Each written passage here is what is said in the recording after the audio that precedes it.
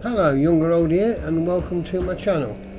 I'd like to say thanks to all the comments I received on my last video about what's going to happen to Norton. It's always nice to see people's comments, and I'll always reply. Since that video, I've been speaking to a lot of other bikers and looking through press articles, so I thought I would do a follow-up. I will apologise if you can hear sort of hammering and sawing in the garden. I woke up yesterday morning and thought my garden's doubled in size. Basically, the dividing fence had blown down in the storm.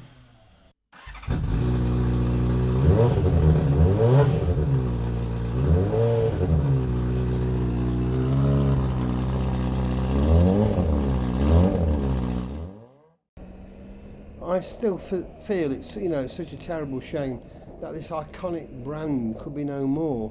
I read that they've got plenty of orders for new models that may never see the light of day, and then there are going to be a lot of purchasers who could end up very much out of pocket. I read that the CEO says he's lost everything, including Donington Hall, which is not only the factory base but also his home, plus the hotel he owns. Now, one has to feel sorry for his workers, the shareholders, and anyone losing out with the pension scheme. These things always have a knock-on effect with suppliers, etc. I read that there's so much money has been spent on, research and development, to create new models. And, would things have been better if it, stuck to concentrating on existing models that were already selling? Who knows? As mentioned in my last video, I'm no business analysis expert. It looks like, there are Indian and a Russian manufacturer who are interested in taking over. So the company, may have a chance to survive. When I was on the factory tour there, it was amazing to see what had been achieved by an individual with the foresight of what they could do with this brand.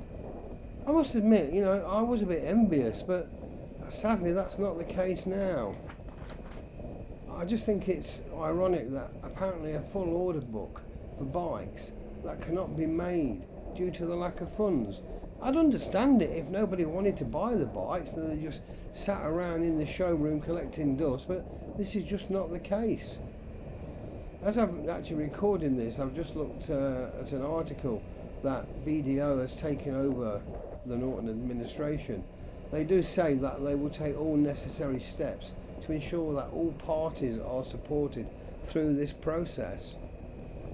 It is a shame. I do feel sorry for anyone who's involved. It's a tragedy for British industry, really, and for people who are interested in motorbikes, be it Norton or not. So I hope you enjoyed this. Please tick if you like. Please leave any more comments. As I mentioned earlier, I will always reply to them. And subscribe would be nice. So once again, ride safe and bye for now.